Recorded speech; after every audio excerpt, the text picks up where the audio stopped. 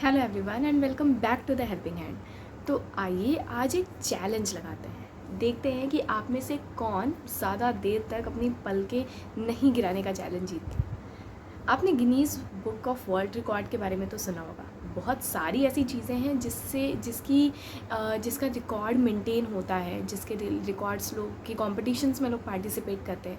उनमें से एक है पल के लंबे टाइम तक ना झपकाने का कंपटीशन। और इस कंपटीशन में जो जितने टाइम तक अपनी पलकें नहीं झुकाता है वो जीत जाता है। हमारी पलकें एक निमिष में गिरती हैं। और आपको पता है ये निमिष शब्द कहाँ से आया? तो इस कॉन्सेप्ट के पीछे की बात आज हम लोग इस वीडियो में देखेंगे कि ये निमिष शब्द जो है, जो हमारी पलकें झुका देता है, ये वर्ड कहाँ से आए, ये शब्द कहाँ से आए। तो आइए मैं आप लोगों को बहुत पीछे लेकर चलती हूँ। निमि नाम के एक राजा थे जिनकी उम्र धीरे धीरे बढ़ती ही चली जा रही थी। अपनी आयु और अपनी प्रजा को लेकर चिंतित निमि नाम के राजा एक बार आचार्यों के गुरु वशिष्ठ जी के पास गए। वशिष्ठ जी के पास जाकर उन्होंने उनसे बोला कि आप वो उनका यज्ञ करवा दें। लेकिन क्योंकि वशिष्ठ जी के पास समय नहीं था तो उन्होंने उनको ये कहकर डाल दिया कि यज्ञ और ज्ञान हमेशा समय निकाल कर करना चाहिए। ये जल्दीबाजी की चीज़ नहीं है। जब हमारे पास पर्याप्त समय रहे तो ही हमें ये चीज़ करना चाहिए। और उन्होंने उनसे ये कहा कि आप जाइए, जैसे ही मेरे पास समय होगा मैं आपका यज्ञ करवा दूंगा। निमि राजा वहाँ से वापस आए और उन्हें लगा कि ये वशिष्ठ जी तो बहुत ही अलग तरीके से बर्ताव कर रहे हैं, इसलिए उन्होंने क्रोध में आकर किसी दूसरे आचार्य से अपने यज्ञ को प्रारंभ कराने की सोची।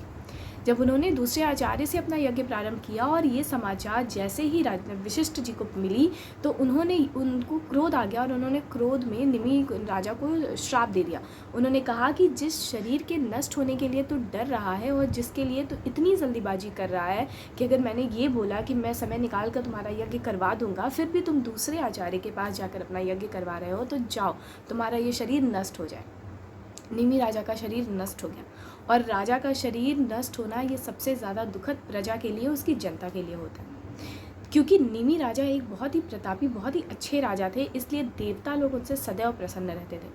वो देवता लोगों ने उनके शरीर का मंथन किया और उनके शरीर से जो तत्व निकाला उसको 9 महीने रखकर उससे एक बालक को रूप दिया। उस बालक का नाम मिथि रखा गया। राजा निमि के शरीर के तत्व से उत्पन्न बालक, जिनका नाम मिथि रखा गया, उन्होंने आगे चलकर मिथिला रूपी राज्य का निर्माण किया। ये वही मिथिला है जहाँ हमारी माता सीता ने जन्म लिया। मिथि जो राजा थे वो बहुत ही प्रतापी राजा हुए थे और आगे चलकर उन्हीं के राज्य में माता सीता का जन्म हुआ। देवताओं ने जब राजा निमि से ये पूछा कि तुम्हारा शरीर तो नष्ट हो गया है, तुम और क्या चाहते हो, तुम हमसे कोई वर मांगो, तो राजा निमि ने ये वर मांगा कि जिस वशिष्ठ को अपने लोगों के ऊपर इतना घमंड रहता है, मैं चाहता हूँ कि मेरे राज्य में माँ जगदम्बा स्वयं प्रकट हो और विशिष्ट जिनके घर पर जिनके वर के लिए सभी लोग अपनी कन्या लेकर जाते हैं, उनके राज्य का वर हमारे घर पर, हमारे राज्य में हमारी वधु, हमारी लड़की को मांगने के लिए। ताऊ ने कहा वो सब तो ठीक है, लेकिन तुम्हारा शरीर तो नष्ट हो गया है। जब हमारी जगदम्बा माँ हमारे राज्य में प्रकट होंगी तो तुम उन्हें देखोगे कैसे? निमि ने कहा वरदान अभी पूरा नहीं हुआ, मैं एक और वर चाहता हूँ कि मैं अपनी माँ, अपनी आराध्या, अपनी जगदम्बा को देखने के लिए सभी के पलकों पर बैठ जाऊँ और सभी की पलकों से मैं उन्हें देखूँ। देवताओं ने उन्हें तथास्तु कहकर ये आशीर्वाद दे दिया और तब से लेकर आज तक निमि नाम के राजा हमारी पलक पर बैठे हुए हैं। और जैसे ही उनका भार ज़्यादा होने लगता है वो गिरते हैं, उनके भार से हमारी पलकें दबती हैं।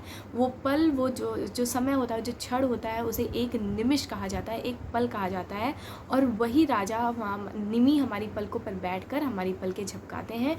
हमारी पलकों से माता सीता को देखते हैं, भगवान राम को देखते हैं।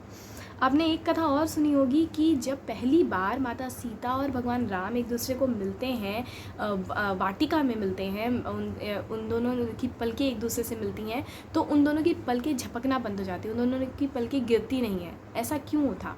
ऐसा इसलिए था, हमारे शास्त्र कहते हैं कि जब माता सीता और भगवान राम एक दूसरे को सबसे पहली बार देखते हैं तो निमि ये सोचकर माता सीता और राम जी की पलकों से चले जाते हैं, दूर हो जाते हैं कि उनकी पुत्री क्योंकि सीता उनके राज्य में थी, उनकी पुत्री अपने होने वाले पति को देख रही हैं, उनसे बात करना चाहती हैं, इसलिए किसी बूढ़े का वहाँ रहना सही नहीं है। इसलिए वो उन दोनों की पलकों से हट जाते हैं और माता सीता और भगवान राम की पलकें नहीं झुकती। तो इस तरीके से निमि राम के राजा हम आज तक हमारी पलकों पर बैठे हुए हैं और हमारी पलकों के द्वारा पूरे विश्व को, पूरे संसार को देख रहे हैं। इसलिए हमारा दायित्व ये है कि हम अपनी इन आँखों से, अपनी इन पलकों से सिर्फ अच्छी चीज़ों को देखें, भगवान को देखें, ताकि हमारे द्वारा निमि राजा को भगवान का दर्शन हो, माता सीता का दर्शन हो, परमपिता परमेश्वर का दर्शन हो। आज की वीडियो के लिए बस इतना ही, और चैनल से जुड़े रहें। अभी तक सब्सक्राइब नहीं किया तो डू सब्सक्राइब द चैनल। बहुत बहुत धन्यवाद।